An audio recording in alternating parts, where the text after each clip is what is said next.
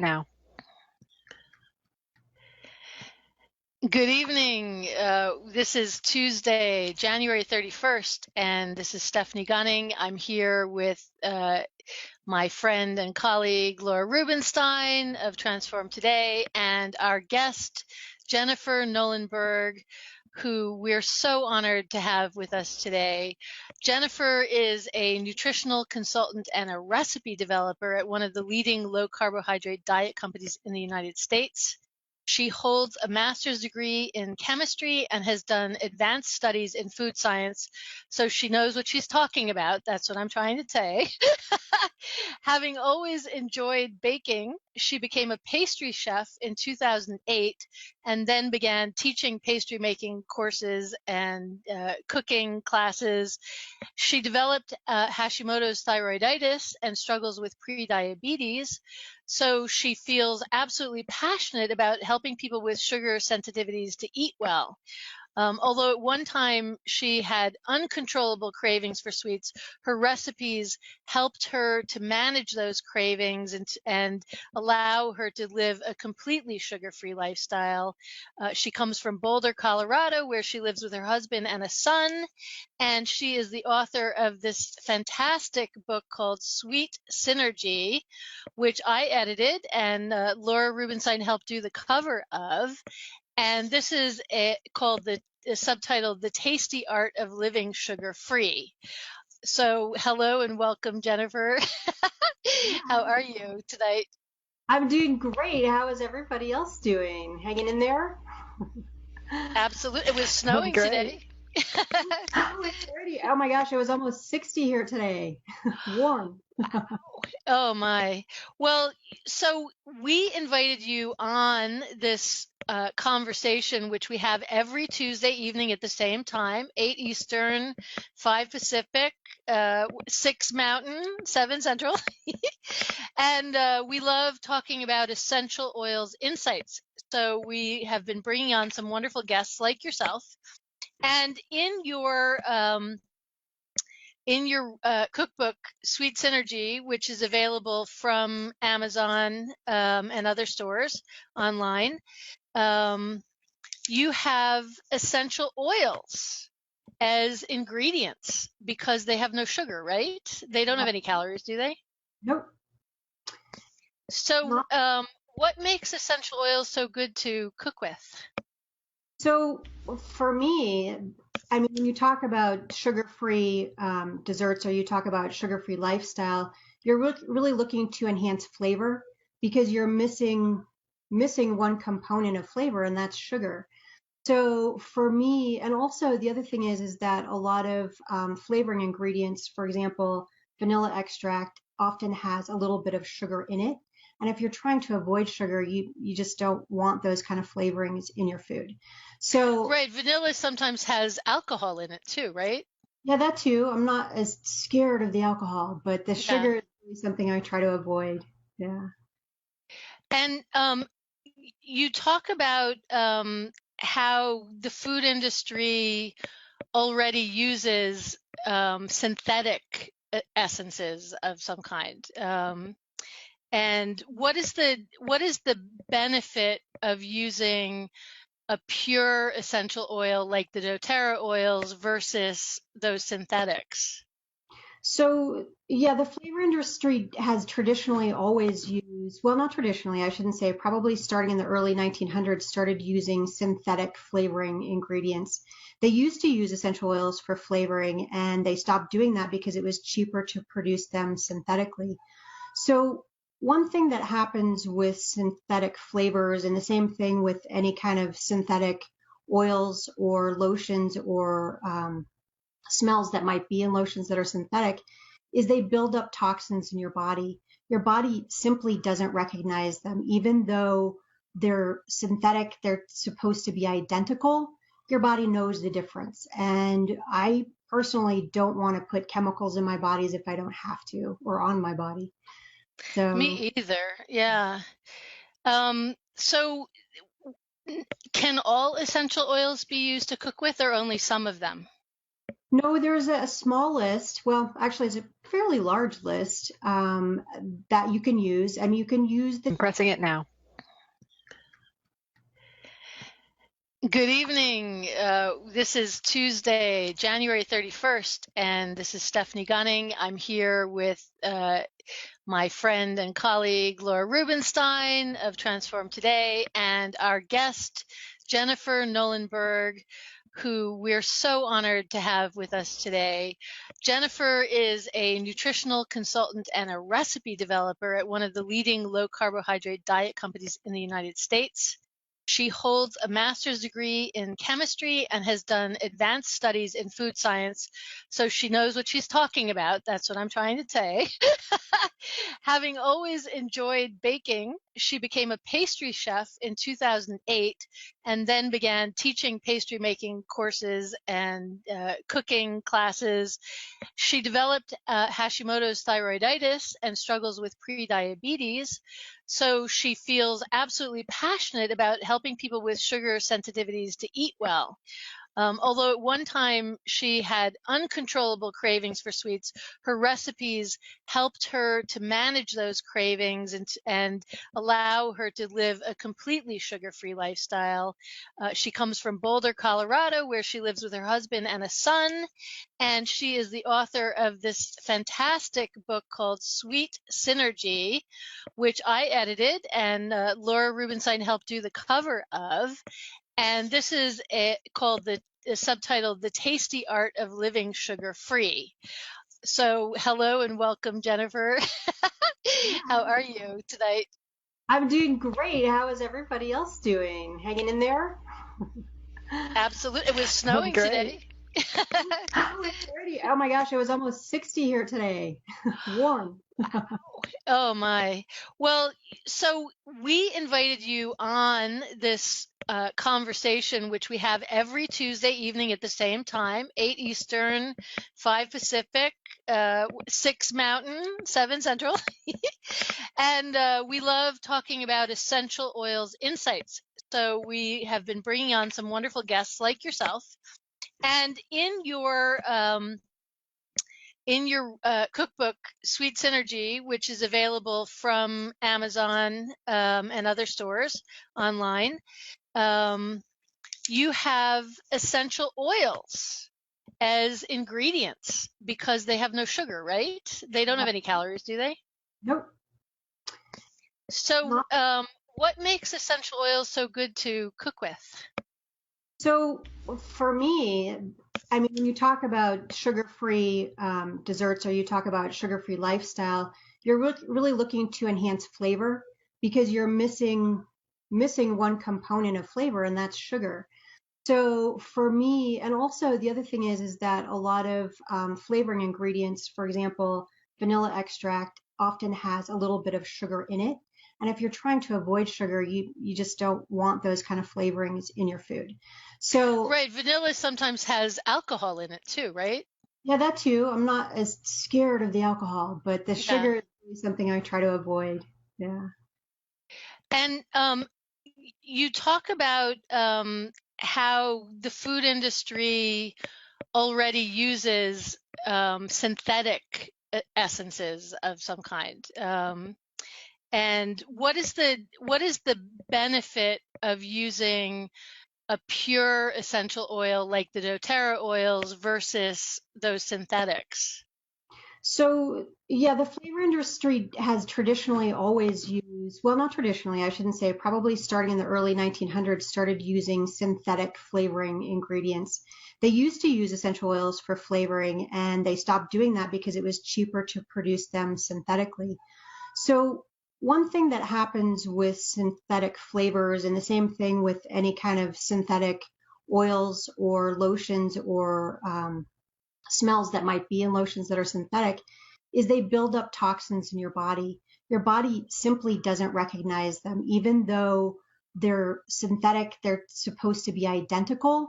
Your body knows the difference. And I personally don't want to put chemicals in my bodies if I don't have to or on my body. So Me either. Yeah. So can all essential oils be used to cook with or only some of them? No, there's a small list. Well, actually, it's a fairly large list that you can use. I mean, you can use the typical things that you think of as being flavoring. So, for example, orange or lime or lemon, those are common foods that you eat. And so, typically, those types of essential oils you can ingest and you can eat. But there's a caveat. One thing that you need to watch out for with essential oils is they absolutely, absolutely have got to have a supplement level label on the bottle. And that means that they're pure and they're not adulterated. They can often be adulterated with other oils or, again, synthetics. And if they don't carry the label, you don't always know if you can trust it. Got it. Well, the good news is that the doTERRA oils that are edible have the food supplement label. In fact, I'll show everybody. So this is a bottle of the wild orange, and it's just like any other food that you get. It's right there on the label. And if there's an oil that doesn't have that, that it also has a marker on it. It will say below the barcode, this one says for aromatic, topical, or dietary use. If it says aromatic, you can breathe it. If it's topical, you can put it on your skin. And if it says dietary, you can ingest it. And you don't drink it. So how many drops of oil do you typically use when you're making something with an essential oil? So essential oils are extremely concentrated. So we're talking anywhere from 1 to 3 drops is pretty much all you would need, for example, for a single frosting recipe or even to flavor a syrup that might go into cake. So very limited small amounts. And I would say once you get over 5 drops, it starts getting extreme. The flavor just overpowers everything. So really under 5 drops, I'd say, is I typical. remember reading a lemon bar recipe, and it actually had a combination of juice squeezed from a lemon plus the lemon essential oil, which comes from the peel. So Hmm. they don't even cut the juice and the peel are just two totally different things. So I guess they complement each other. I'm looking to see if there's any other warning here. So I think we actually covered that. So you say on page 32 of your book, you really only need a drop or two, if that, to imbue a dish with the special deliciousness of an essential oil. They can be used in frosting, whipped cream, cakes, tarts, syrups, and any other ways you can dream up. And what's your favorite thing that you make with essential oils? So recently, I've been on a real big kick of I got a frother for Christmas. And if you don't know what a frother is, it's this little micro. It almost like a sponge, like a metallic sponge or a disc of some sort, and it just whips the heck out of whatever it is you're trying to whip. Usually, when you get something froth, it's going to be milk, but you can actually froth almond milk or coconut milk. So I buy, of course, the unsweetened versions, and here is what I made. So Wait, hold that up higher. higher, higher, higher. Is that enough? Oh, wow, that looks So so good. that's unsweetened almond milk. And so what I do is I make a special stevia extract. And you know how they have, for example, this particular Sweet Drops brand. Am I holding it in the right Yep. place? So that is great. I love these. The problem with these is that they often contain those synthetic flavorings. So for example, this one is cinnamon, and yes, I bought it before I got into essential oils, and they last forever, so you have it forever. But I make my own. So I made my own cinnamon stevia extract, and that is what I put in here. And the other thing that I put in there is grapefruit. And it's a surprising combination. You would never think that almond and grapefruit, I mean, you might think that it would go well together, but in a frothy drink, absolutely delicious. Like blow your mind delicious. And Oh my sometimes goodness, I love the grapefruit. I have to tell you, Heather Hart up late in England with us here today, and she's suggesting lavender icing and lavender Earl Grey tea for the yeah, lavenders. absolutely. Yeah. Yeah. Thanks for Ooh, being with us. I was Laura, I was telling Jennifer before the show that um, I love watching those cooking competitions where everybody makes like 1,000 cupcakes. And I can think of, no better idea than to make, delicious low carb cupcakes with frosting on them that has all different flavors. And Yeah. because chocolate really goes with so many different essential oil combinations. And when I was a kid, I always had chocolate peppermint birthday cake. That was your Yum. Yum. that sounds delicious, right?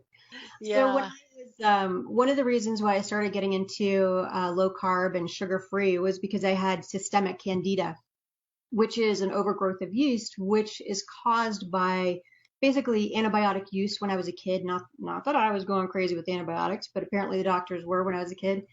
And and so I was very sensitive to sugar. And so I started looking for alternatives. But one of the things that I had as a child, speaking of birthday cakes, is my favorite birthday cake is just a chocolate birthday cake with marshmallow frosting. You remember that 7-minute frosting? And that 7-minute frosting, Does it look like this? it does. It looks creamy and yummy. And so when I was in college, when I had this systemic candida, I ate practically an entire bowl full of that. That's how bad I was addicted to sugar and how much it affected me. But nowadays, you can make it sugar free. And so I do that now instead. And I certainly don't eat a whole bowl regardless. But that's probably my favorite. And it's probably why I'm liking the little fluff on top of here, too. It just reminds me of that. So, Well, what makes things satisfying sometimes is the mouth feeling, right? I mean, absolutely. there's flavor, there's appearance, and then there's that texture.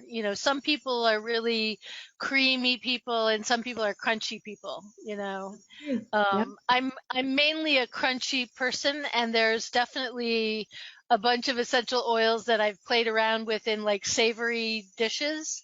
But every so often, I really want a good dessert, and so it's very exciting to me that you can do this, and it's safe and it's good. So I want to. Can I read down the list of oils that you put in your book? And Please then do. maybe you can think just like off the top of your head, just blurt out what you think I could do with it. So cardamom. Cardamom. Oh, chai. Chai. Anything chai. Like you can make chai cupcakes, you can make chai frosting, a chai latte, chai tea, any of those. Cinnamon. Cinnamon. So one thing to note about cinnamon, specifically cinnamon bark, is it's great for basically helping your insulin levels. So if you have Oh, diabetes or you have blood sugar level problems, cinnamon is really helpful. So I do recommend eating cinnamon as much as you can if you have sugar issues. But cinnamon, boy, apple pie, pumpkin pie, any kind of, I mean, it's kind of interesting because cinnamon is pretty ubiquitous in American cuisine. So I use it in savory dishes as well. yeah. And there's kasha too, which is sort of like a cinnamon. What is there one kind of dish that you would use the kasha for versus the cinnamon, or are they interchangeable?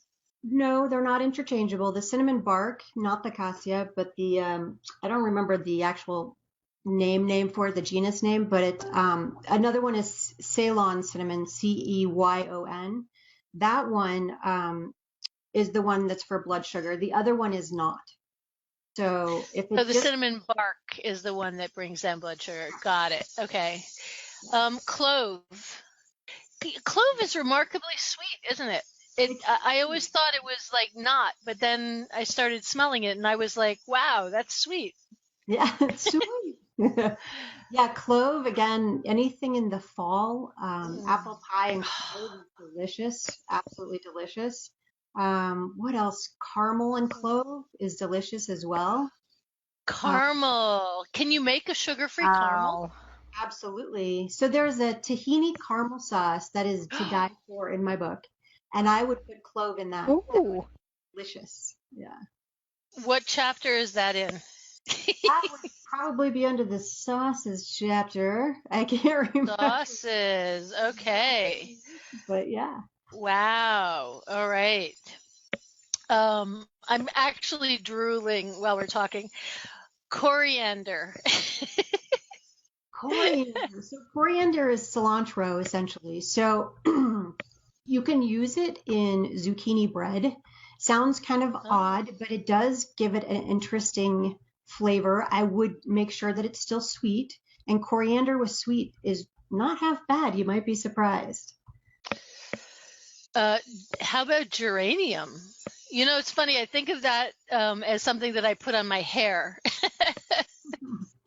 You know what? I haven't tried geranium in anything yet. It's sort of a rose smelling essence. And so it has a lot of applications. I think it would be fantastic in a whipped cream, but I might add something else to kind of balance it out. That's, you know, there's in the Modern Essentials book, when you look up a specific oil, it tells you what its counterparts are. Hmm. You know, they'll tell you this is a base note or this is a top note, almost like perfumers talk about it, but it'll say like geranium goes really well with ginger or something, you know, like that. So that's actually the next one, ginger. Ginger, ginger. Oh my gosh, I use Gingerbread. yeah, gingerbread, of course. Yeah, ginger. I mean, it can be savory, it can be sweet. One of the things that's also great about ginger, it's very warming, and so it's not something that I would necessarily put in a summer drink or in a summer. I might put it in a pear if I had some kind of a pear tart. I would put some ginger in. What else is good with ginger? There's so many things that go well with I ginger. think ginger also sort of jumpstarts the metabolism for people who are interested in weight loss. Um, doTERRA does have a blend called Slim and Sassy, which has cinnamon, grapefruit, peppermint, and I believe ginger in it. There might be something else in it too, but um, you know, I sometimes will put 2 drops under my tongue in the morning, You know, and that, you know, yeah, ginger is also great for nausea, for specifically for oh, pregnant women. I'm not, versed in telling people what to take when they're pregnant, but I know that it has been used as a remedy for a long, long time for nausea. Yeah. I mean, all of these edible ones you could put in a glass of water too, right? So Yeah, once it's that diluted, you know, even if it has a strong taste, it's going to be mild, right? yeah, in my Um, depending on what it is, like ginger is very warming, it's a hot, and same with cinnamon. So, like for the Slim and Sassy, it's got several other components in it. So, putting a drop of that into your water, it's not as big of a deal.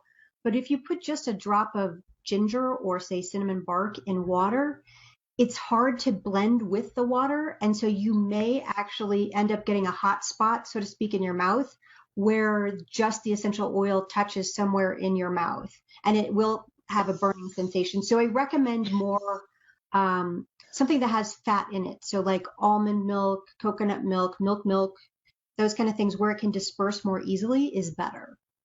you know what? That's a great tip because that's why we dilute with carrier oil, That's right. because anything that has fat in it is going to bind with those molecules, right? So Right. as long as you're making sure that that liquid has the right chemistry to bind with the oils, it's going to dilute it, and you just want to make sure it's edible, right? Right. So you've also got grapefruit, which we already talked a little bit about, Mhm. lavender, and do And a lot of people historically cook with lavender? It seems like a very um, elite kind of flavor. Like you'd have to be really into lavender for that. You know what? Actually, a great combination is lavender and lemon.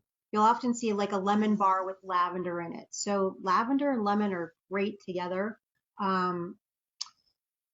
Lavender and lime I have tried. It's not as successful as lemon, but lavender by itself is just beautiful. I mean, lavender and whipped cream is to die for. I wonder if you're thinking that it's kind of provincial or something, because literally it's coming from France.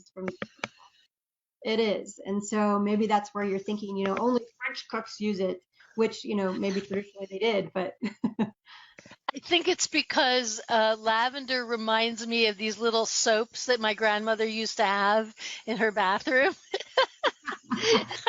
I You get these impressions in your head, right? And you just can't get them out. And then lemon is for everything, right? for everything. I love that. Love lemon. And we've got some recipe suggestions here. Heather's up. She loves smoothies, so you can put a lot of these in smoothies.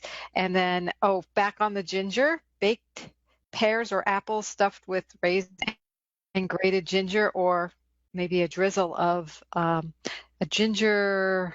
Can you make a ginger syrup, a sugar-free ginger syrup?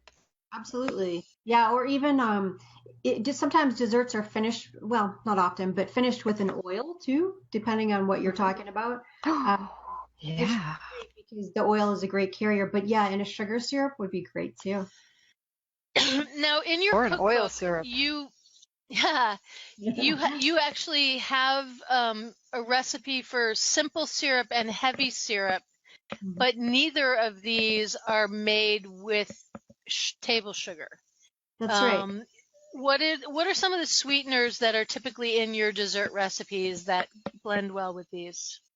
So that's a great question. So the sugars that I use, they're not sugars, they're sweeteners that I use in my recipes are xylitol, erythritol, and I use them in combination because I can decrease the amounts of those because they are sugar alcohols and people can have some gastric upset when they're not used to eating them. So having a lower amount of them, I'm able to make it sweet enough with the stevia. So those are the sweeteners I use. And there are some sweeteners that are better for some applications than others. For example, I wouldn't use erythritol in ice cream.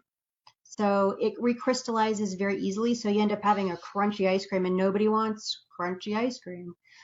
So yeah, there are certain applications, certainly. So it says here on page 94 of your book that the simple syrup is the one that's better for drinks or for soaking syrup for cakes. I love that idea. And fruit sauces. So you basically you say that any of these essential oils can be combined with that syrup and Absolutely. used.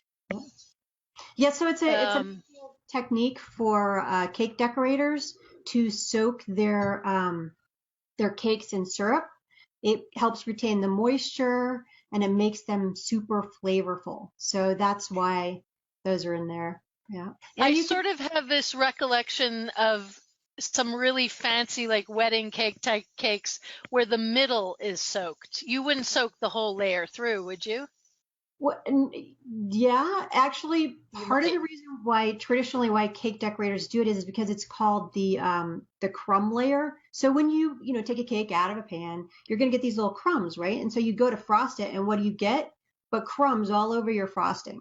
So what the simple syrup does is it sticks those little crumbs down, so you can get the frosting on it without getting crumbs. Oh my God! So if that layer is made with an essential oil, and then you have the frosting on top of it. So Yeah. could you like do a cake with that was soaked in one essential oil and the frosting with the other flavor maybe? Absolutely. Ooh. Yeah. I can see how you can get really creative with this, right? You get super creative, and then you can actually, you've also seen cakes where fancy cakes or not, they have a layer of jelly. You could make a sugar-free jam and flavor that with essential oils too. So you could get 3 flavor profiles going. Oh my God. We're really almost at the end here, and I could talk about food with you for hours, really, literally.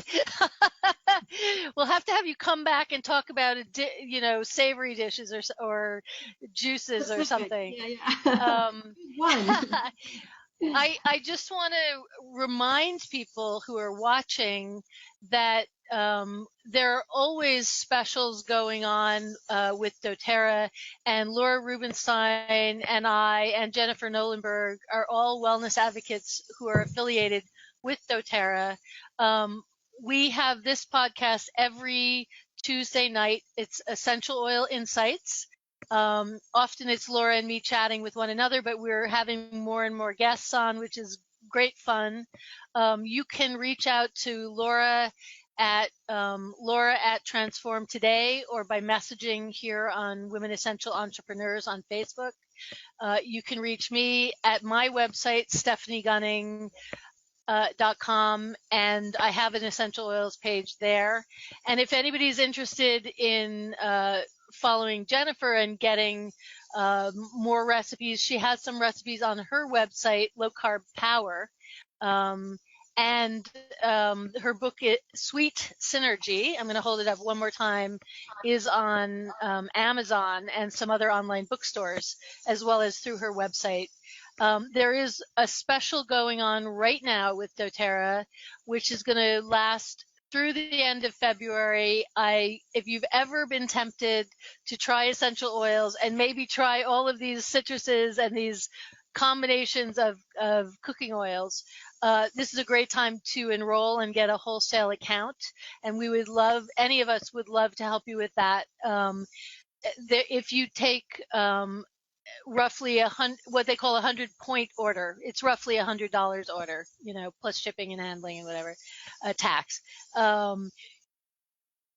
If you do that in the first month and then you take another order of the same amount in the second month, so if you order today and then you order tomorrow, you would satisfy the requirements of this special.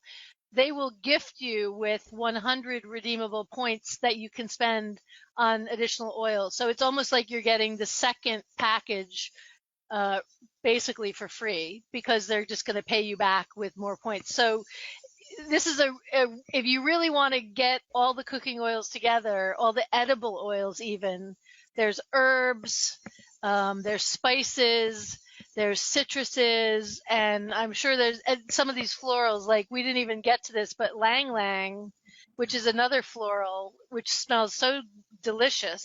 It has no sugar in it, but it smells sweet because it's floral, like lavender. You could cook with that. So let us know. We would love, love, love to hear from you. And just join us every week. And if you come on with questions, we'll do our best to answer them. Laura, Thank you so any much. last words? Yeah, I wanted to thank a shout out to Heather and Morgan for being here. And there were a couple more lovely ideas that Heather put on the comments. So thank you again. Just check out the raspberry and violet. Thank you so much. I love the interactions. And Jennifer, thank you for taking time in your late afternoon and my evening, to join with us.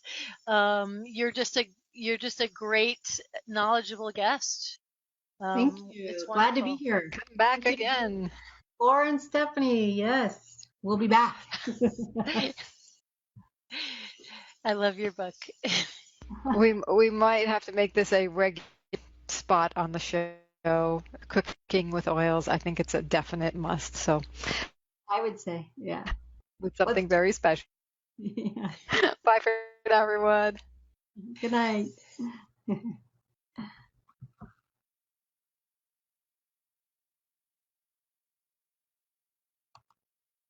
Doesn't want.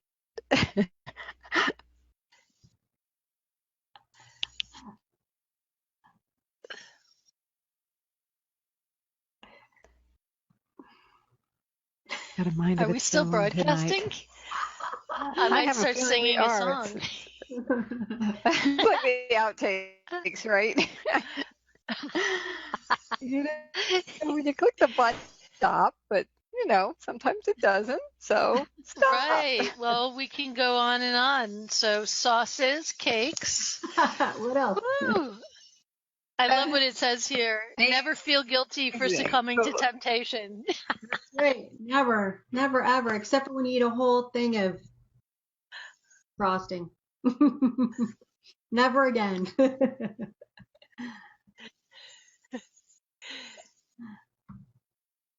I think we're going to be here forever with everybody.